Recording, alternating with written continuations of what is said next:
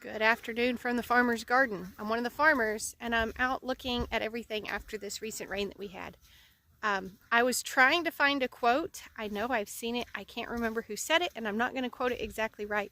But basically it said that the person who needs the rain the most will get the least amount of use when the rain comes.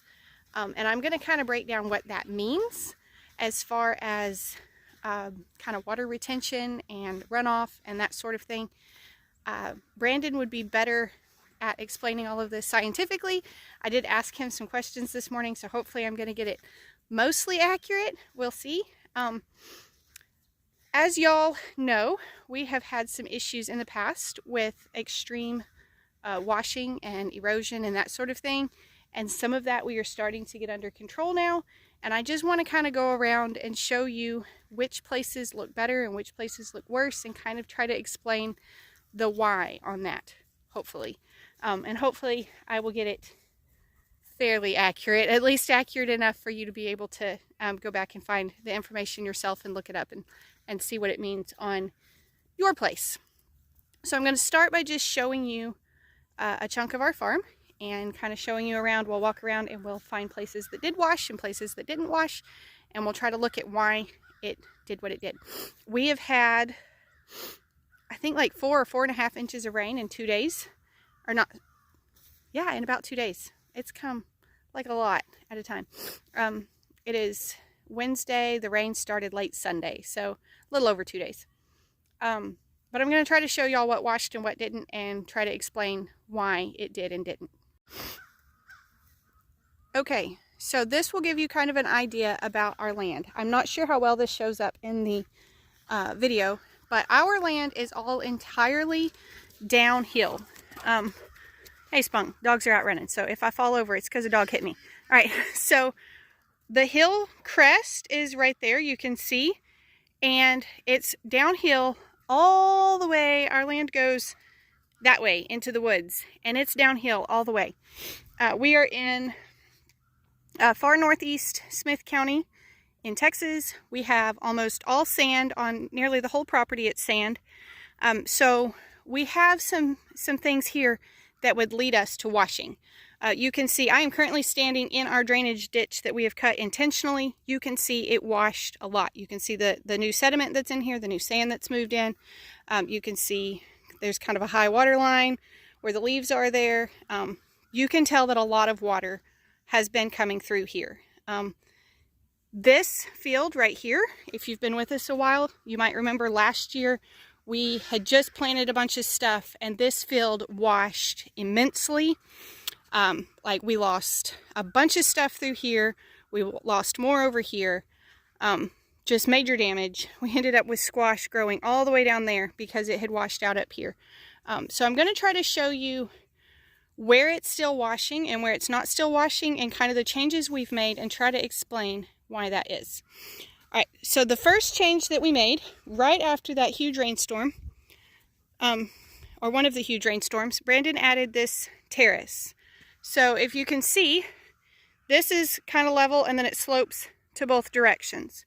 So the purpose of this terrace or berm or whatever you want to call it is to slow down the water. So the water begins up there, all the way up the hill, past the trees and everything, and it just starts rushing down. And by the time it gets down here, it's moving pretty fast. So like you can see, even with this latest rain, there was a little bit of washing through here where we don't have that corrected yet. But this did not wash nearly as bad this time as it has in the past. And it didn't keep going because of the terrace. So why did this not wash as bad this time as it has in the past? So the main thing that we've done in this chunk, we have now grown vegetables in this particular chunk for one season. This chunk was fresh ground in 2023. And so this has not been used a whole lot. It is still washing, but what we have done is a lot of tillage. And I know that a lot of times tillage gets a bad rap. People, oh, no-till, no-till, no-till, no-till. It definitely depends on where you are. This particular property is very, very compact. The soil is very dense. I'll try to show you in a few minutes, if I remember where our driveway is and show you what the difference is there. But this soil is very compact, it's very dense. It does not take in the water. So I'm going to see if I can explain this like Brandon did. Basically, soil has room for either air or water. If there's air in the soil, then it has the water has to be able to force that air out in order to absorb. So with extremely compact soil, the soil has compacted. It only has space for the air, and it doesn't have space for that air to escape. So that means that the water can't go in, force the air out, and take over its place. So the soil doesn't absorb. So what we've done by tilling this area and gardening in this area is we've loosened the soil. We've aerated the soil. And that has allowed the water to sink in, soak into the ground, and do us more good instead of just continuing downhill. Obviously, we still have some work to do on that because it's still washed. But that's one season. And so we've made improvements even in one season. All right, next I'm going to show you the wheat patch. So it's wheat right now. This patch has been used since spring of 2022. So this is the third year that we're growing something on it. And it almost did not wash at all. Now, it has wheat growing. So wheat worked to slow down what was coming down the hill. The wheat worked as a barrier to slow down the water that was washing. But also, this ground has been used more, has been aerated more, has been tilled more, has been broken more, and it now absorbs more of the rain. I'm looking through here. There's a couple of wash places. They look like where gophers or moles have been, and so that would explain some washing. It had a hole or whatever to start. There is a wash right here, and we have battled this wash as long as we've had this. It picks up a good deal of steam coming down that hill, and then it comes down. We're not going to fix all of that immediately. Some of that is going to take ditches and terraces and things like that to slow down. All right, I'm going to show you another place. Again, if you've been around a while, you may recognize this spot. You may not. Okay, Brandon has done quite a bit of dirt work here. This is the field immediately next to the wheat. So the wheat is where we grew potatoes last year. It's where we attempted to grow peas. So wheat is here, immediately next to it.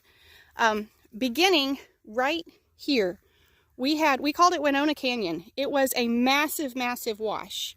It was about 2.5 feet deep and about 3 feet wide. Brandon brought in dirt, moved it around, and filled it back in.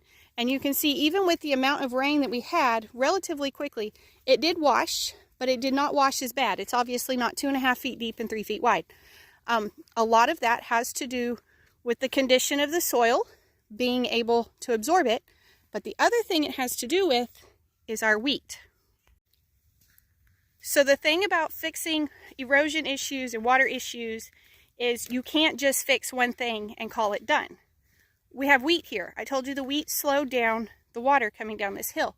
Our goal with our entire 10 acres is to plant any of our unused space, anything that won't be in trees anymore, will be planted in native grasses, because you need some type of forage on top of the ground to slow down the water.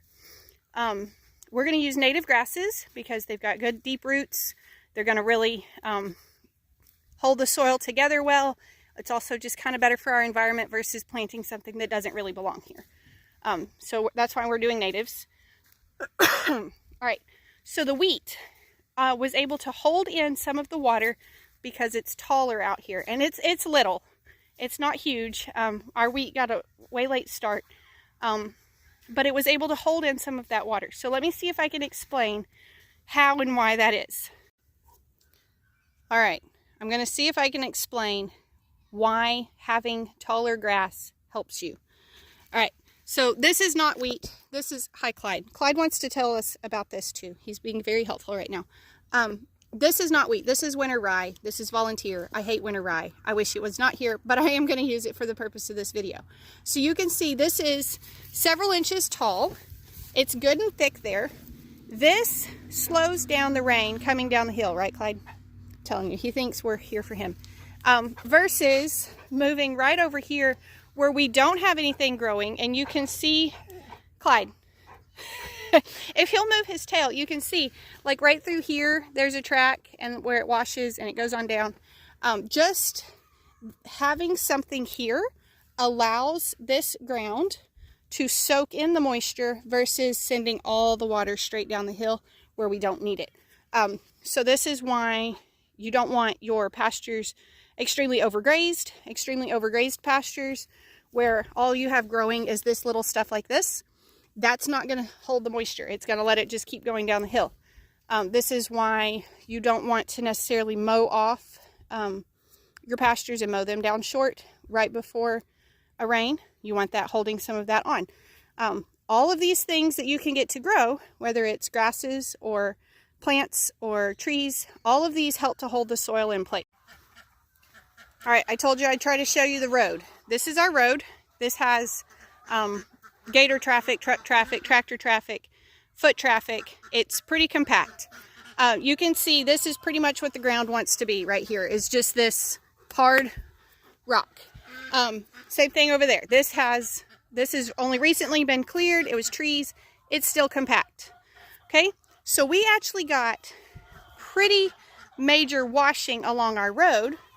You can see all of this sand in here, this new sediment that's come through. This is coming from further uphill. So anything that was loose from recent tractor tires coming through or anything like that, anything that was loose on top of the ground has now made its way all the way down the hill. So you can see where the compaction causes an issue, because anything that is loose on the top, the water can't soak down past that, so it just washes. All right, I don't know if this video has made any sense to anyone, but this is it's an issue that we see pretty frequently around us, and it's obviously an issue that we have, and I know that others will have it on their properties as well. You have to maintain your soil, and this is before we even get into adding fertilizer or organic material or any of those things. If you're losing all of the water that falls, you're not maintaining your soil correctly.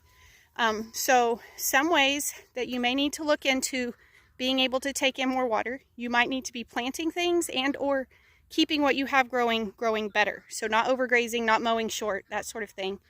And you may need to look into some type of deep tillage. Like I say, a lot of places in East Texas are compact, and it's not a traffic issue. It's not, well, you know, we drive trucks through here or whatever. Sometimes it is. But the soil here is just compact. So other parts of the country where they have deep freezes, what happens is the water is in the ground and it's down in the ground. And as the ground freezes, that water expands and it cracks the soil. We don't have that here. We very rarely get ground that's frozen deeper than a few inches. Okay, so in other parts of the country where the water is down there and it's cracking that soil way deep, they don't have to till as much as we do. We don't break here. Our ground does not crack with the freezes here. So you've got to break it up occasionally. And so that might mean you need a deep ripper on a tractor. Honestly, Brandon drives by pastures all the time. He's like, man, they need like a 12 or 18 inch shake just sunk in the ground out there, because you have to just rip it so deep. You've got to open it up and let that air escape so that the water can go in. And you may also need to be growing things to keep erosion from happening as much. Again, I don't know if this video made sense. I don't know if I explained everything completely accurately, but hopefully that gave you a little bit of information to be able to look around your place and see where you might need to be working to conserve more of the water that does fall, so that your water and your soil doesn't end up in the woods like what's happening over here. Obviously, we still have lots of work to do. We're working on it, but maybe that gives you some ideas on how you can repair your soil as well. Hopefully this made sense. Thank y'all for stopping by the farm today. Y'all be sure and come back when you can stay longer.